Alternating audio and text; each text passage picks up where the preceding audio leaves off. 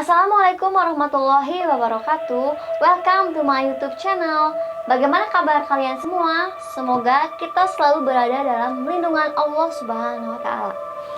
Oke guys, hari ini saya akan membawakan masih cerita mistis yang dialami oleh ibu dari salah satu kru Abdi TV Group di bagian catering. Dan saya memilih cerita ini karena ceritanya benar-benar sangat menarik. Dan masih banyak lagi cerita-cerita lainnya yang saya terima lewat DM dan email saya. Oke guys, tidak usah berlama-lama lagi, langsung aja kita masuk ke ceritanya.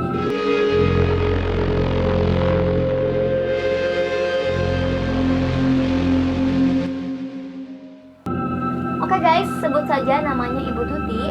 Dan cerita ini berawal ketika Ibu Tuti mengunjungi anaknya ke Bandung.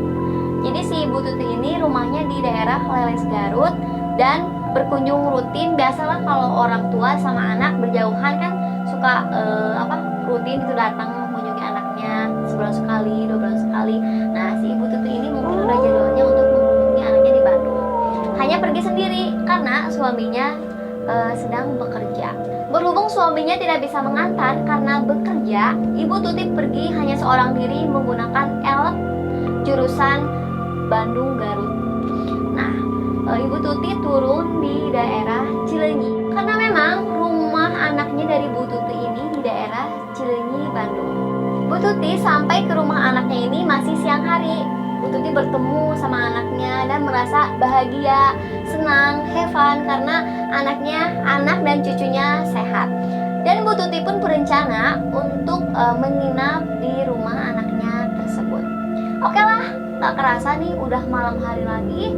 Si Bu Tuti yang rencananya ingin menginap di rumah anaknya tiba-tiba mendapatkan kabar bahwa suaminya sedang sakit dan mengharuskan Bu Tuti untuk segera pulang lagi ke Leles Garut.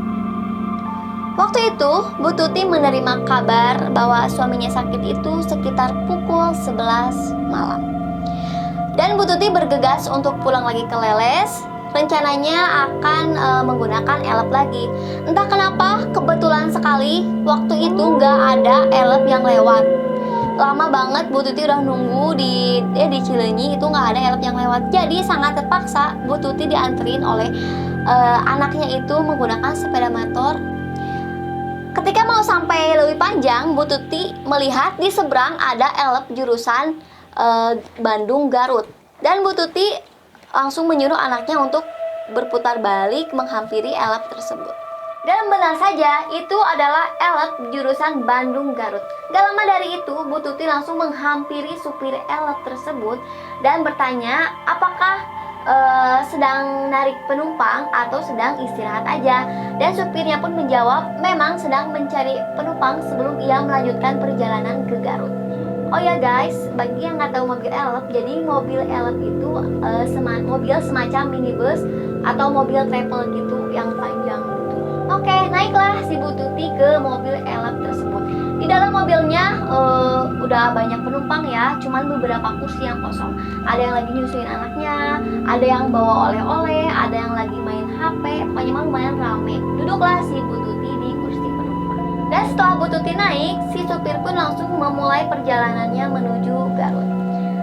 Di situ Bu Tuti biasalah ada temen ngobrol ya, salah satu ibu-ibu ngobrol sampai biasalah kalau ibu-ibu ketemu ibu-ibu ramenya namun ngobrol suka rame gitu, suka seru. Gak kerasa udah setengah perjalanan Bu Tuti merasa ngantuk dan meminta izin ke teman ngobrolnya untuk tidur duluan serta ngingetin si supirnya untuk ngasih tahu dia kalau sudah sampai di Leles Garut.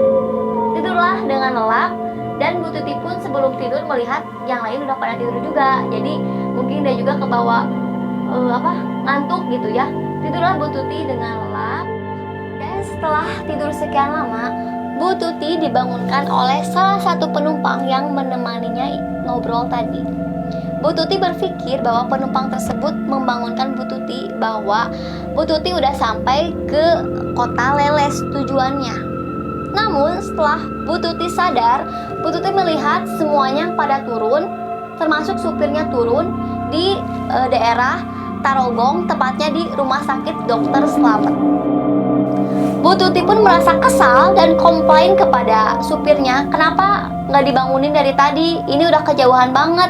Dan si supirnya pun beralasan bahwa ia udah ngebangunin si Bu Tuti, namun si Bu Tutinya tertidur lelap. Dan sebagai permintaan maafnya, supir tersebut menggratiskan ongkos Bu Tuti dari Bandung ke Garut. Walaupun masih kesal si Bu Tuti, tapi ya seneng banget mungkin ya. Siapa sih yang nggak seneng kalau dikasih gratis? Untuk sampai ke rumahnya lagi, karena kan udah kelewat jauh, Bu Tuti menggunakan angkot muter. Kan tadi kelewat tuh jauh menggunakan angkot, dan turunlah di pangkalan ojek. Jadi untuk sampai ke rumahnya Bu Tuti itu, ke atasnya harus menggunakan ojek lagi. Naiklah Bu Tuti menggunakan ojek tersebut. Dan ketika di perjalanan, si Bu Tuti diajak ngobrol sama si tukang ojeknya. Biasalah basa-basi, nanya habis dari mana. Dan Bu Tuti bercerita atas kekesalannya sama si supir elf tersebut, elf merah tersebut, bahwa yang seharusnya dia diturunin di Leles, tapi dia diturunin di Tarogong. Jadi kelewat jauh, sehingga si ibu harus naik angkot lagi ke pangkalan ojeknya. Nah, si tukang ojeknya pun terkejut, terheran-heran sambil menghentikan perjalanannya sejenak. Dan si tukang ojeknya pun mengatakan bahwa elf merah dari grup basa-basi busuk tersebut yang dipakai si Bu Tuti tersebut mengalami kecelakaan dari beberapa hari yang lalu, sehingga memakan banyak korban jiwa. Bahkan korbannya pun dievakuasi ke rumah sakit Dokter Slamet, dan tidak ada korban yang selamat. Semuanya meninggal dunia. Oke guys, jadi saya sedikit jelasin ya. Nah, si Bu Tuti itu kan menumpangi si elf berwarna merah. Nah, si elf merah itu cuma ada satu di grup tersebut yang kemarin mengalami kecelakaan, yang beberapa hari yang lalu mengalami kecelakaan.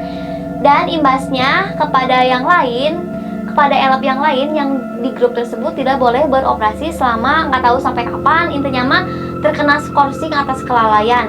Bahkan si elf merah yang ditumpangi Bu Tuti tersebut sekarang itu masih berada di rumah sakit Dokter Slamet. Bahkan sampai ada potongan-potongan tubuh manusia. Ya mungkin kalau kejadiannya kayak si Bu Tuti itu ya arwahnya Allah alam sih ya, mungkin masih penasaran atau gimana, nggak tahu gitu. Ya intinya mah mustahil banget kalau memang si Bu Tuti menumpangi elf itu.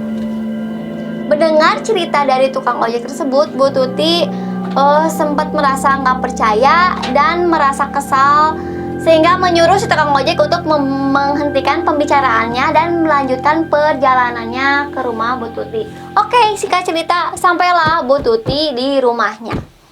Pas mau bayar ongkos, kan gini nih ya, ngambil kertas, ngambil dompet. Pas dia mau bayar, loh kok hilang tukang ojeknya.